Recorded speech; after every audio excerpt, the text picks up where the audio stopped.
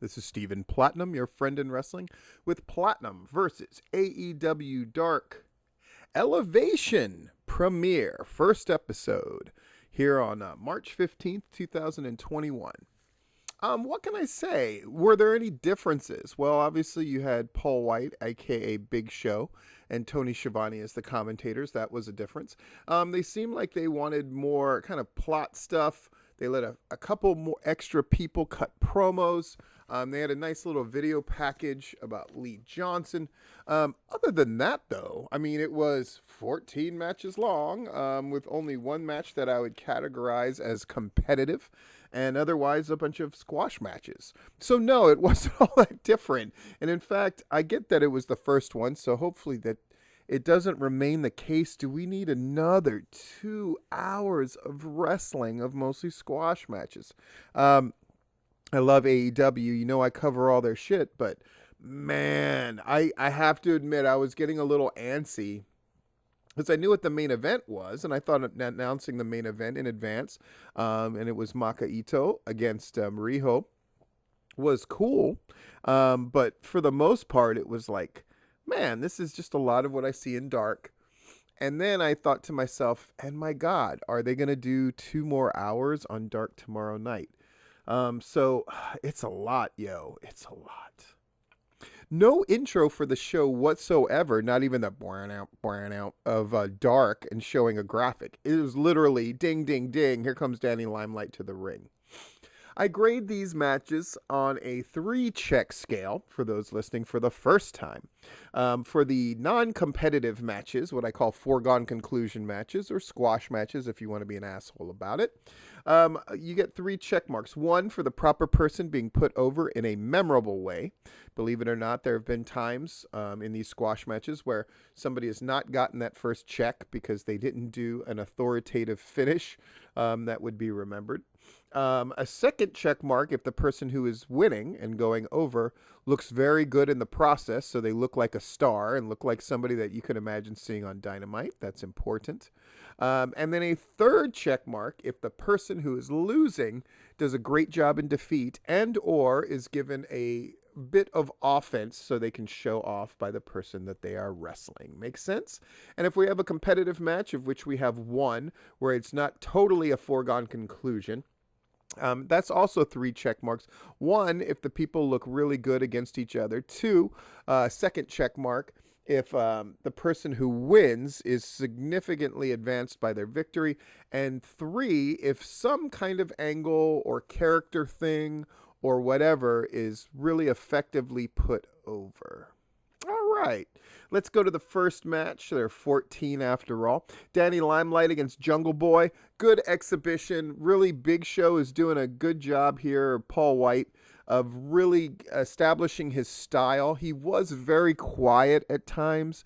And when you've got a 2-hour show, man, you got to pick up the energy just a little bit. You're killing me with the monotone, low voice, Paul White. But beyond that, I thought he did a very serviceable job and was obviously trying to get in a little bit of information. I like that Tony and Paul, while they kept it light somewhat, they took the action seriously and they seemed very respectful for all the people working. It was a welcome break from at times where Excalibur and Taz almost seemed like they're bored with the show and amusing themselves.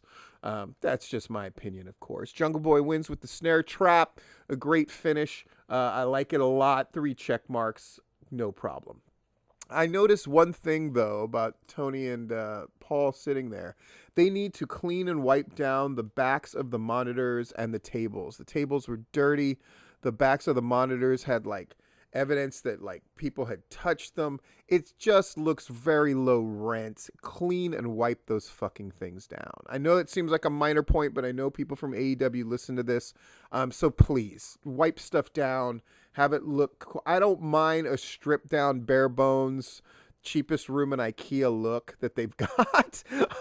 But at least have it look clean. It's a small thing, but again, it's the kind of thing that I think people, if they don't out and out notice outright, I think it kind of creates an atmosphere that you don't want. Match number 2, Kip Sabian and Miro against Baron Black and Very Morales. Baron Black and Very Morales have both been recipients of Performer of the Night, which I like to do. And they do a good job here with Kip Sabian and Miro. Miro really looks out of control in a good way, throwing them around, just demolishing them. Kip Sabian wins with this time turner, I think they call it, where he hangs the guy's feet on the ropes and then twists them in a suplex-like neckbreaker thing. Cool. A subtle bit of storytelling here where Penelope Ford wants to come into the ring to celebrate and Miro makes her wait on the apron. An interesting turn of affairs there. Sort of alluding to that Miro's bro-ship with Kip Sabian is already taking the place of, it's already in conflict with his new bride, Penelope Ford. An interview with QT Marshall here where he comes across as smarmy and sufficiently so. And he's going to take on Marco Stunt, kind of makes some jokes and keeps covering everything with, oh, come on, I'm just kidding, which is not a bad way to go for QT. Match number 3, Big Swole against Skylar Moore. Another interesting, semi-plot thing is Vicky Guerrero watching from a distance. I do like these kind of subtle nods and subtle calls. Big Swole wins with the dirty dancing. Skylar Moore does a pretty good job because Big Swole is not always the cleanest wrestler as far as technique and things like that, but this match comes across fairly well. I'll give it 3 check marks. AEW apparently has an ad for a Double or Nothing casino video game for mobile. It's a failed advertisement if I'm having to totally guess what this thing is. So make it fucking clear. Thanks. Match number 4, Marco Stunt against QT Marshall. It's a good match, somewhat competitive in a way, but I still call it a squash because it is a foregone conclusion, and QT Marshall wins with the Diamond Cutter.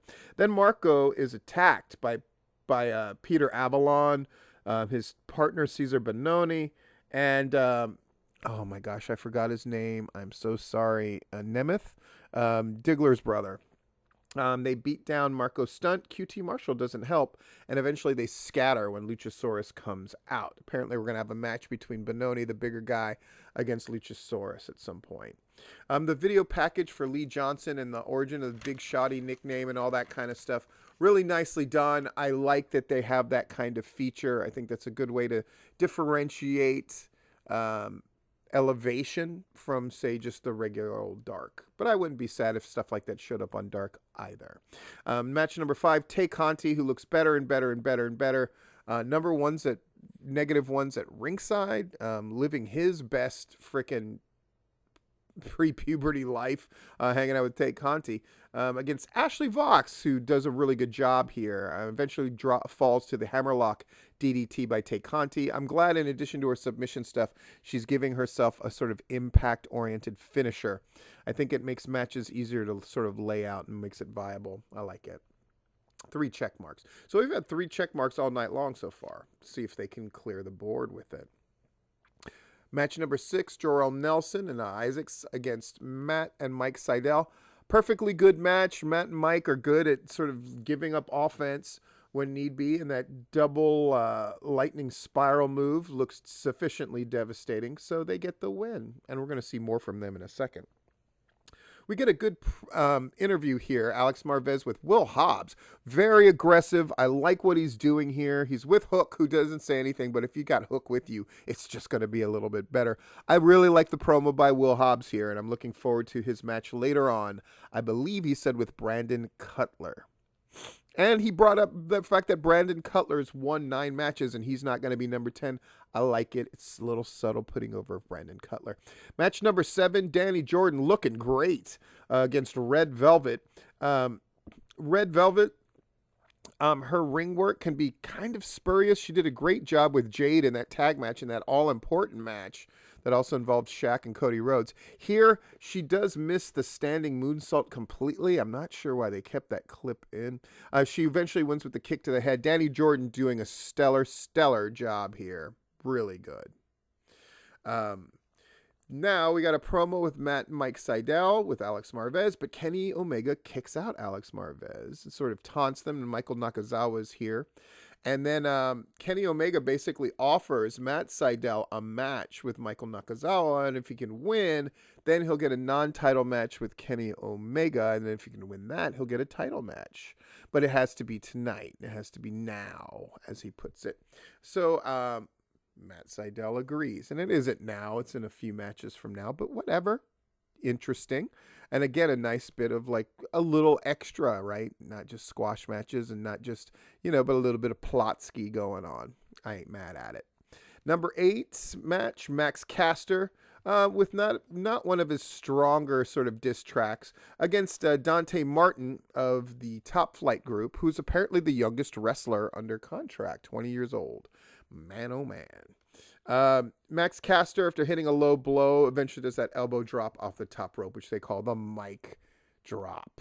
They make sure they bring up everybody's finishers at least a couple times and replay them and emphasize what the names of those things are. That's important stuff. 3 check marks here. Some good action here. Number 9, Ray Lynn making her debut, who looks great.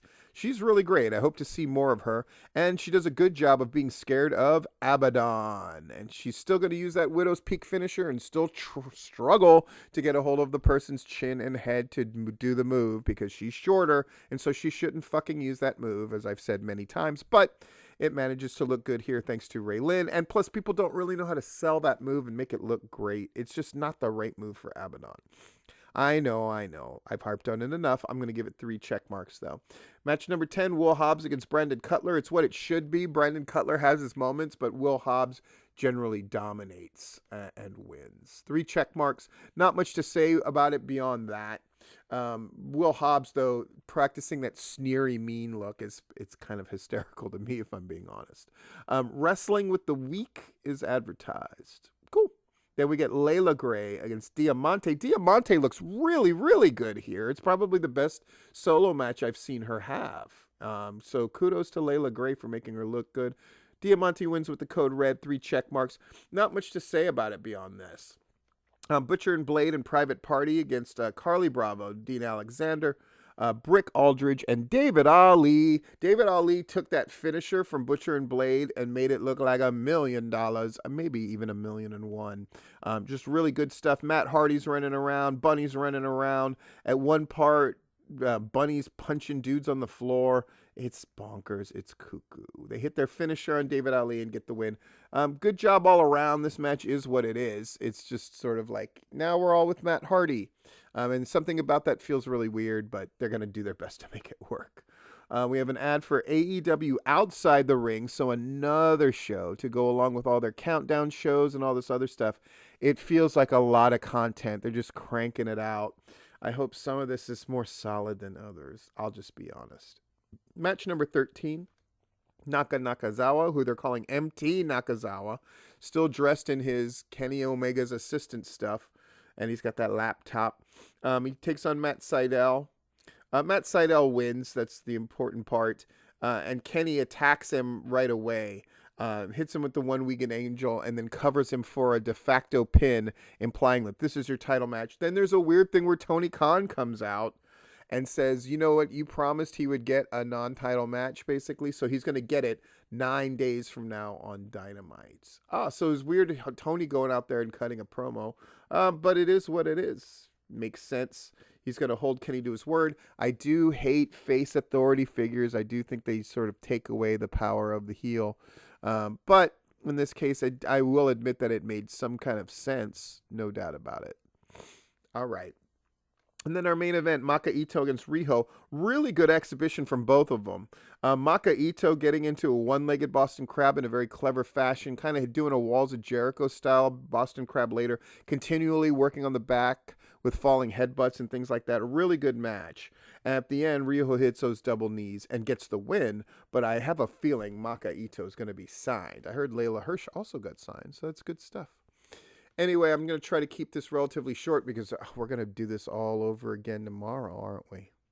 But a good debut episode, though I do worry, man, is this just another 2 hours of mostly squash matches? But it does seem like there's semblances of them doing something a little bit different and consequential on this show as well. Let's hope that trend continues. Anyway, this has been Stephen Platinum, your friend in wrestling, with the debut of AEW Dark Elevation.